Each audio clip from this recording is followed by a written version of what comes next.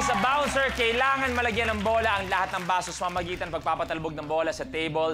Dapat malagyan muna ng orange ping pong balls ang 10 baso, then pabalik naman yung isang set ng colored ping pong balls, then pabalik ulit with another set of colored ping pong balls. In short, dapat 3 layers ang magawa ng laman ng 10 baso at bawal mag-skip ng baso.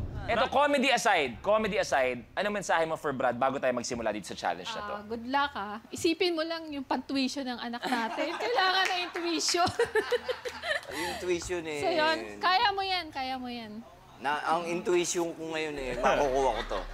Okay, Brad, maraming salamat. Good luck. Ultimate challenge na tayo. Kaya naman, Thank you. have a minute Thank to win you. it. Kailangan malagyan ng bola ang lahat ng baso sa pamamagitan pagpapatalbog ng bola sa table. Dapat 3 layers ang magawa ng laman ng 10 baso. At bawal mag-skip ng baso.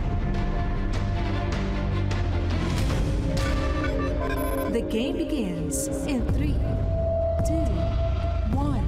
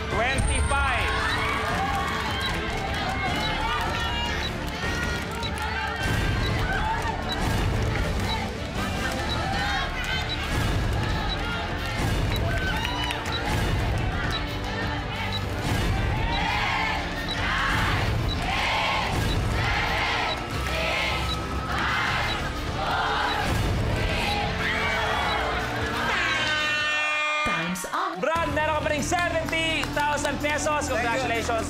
Babalik ka pa para sa Ultimate Last Man Standing. May isa pa kayong pagkakataon pa para sa 1 million. Okay? Thank you. Maraming salamat, players. Bukas panibagong mga challenges at panibagong challenger ang haharapin nila. Kaya naman, good luck sa inyo. Magkita-kita tayo bukas dito lang sa #1 game show ng bansa. Ito ang Minute to Win It, Last Man Standing.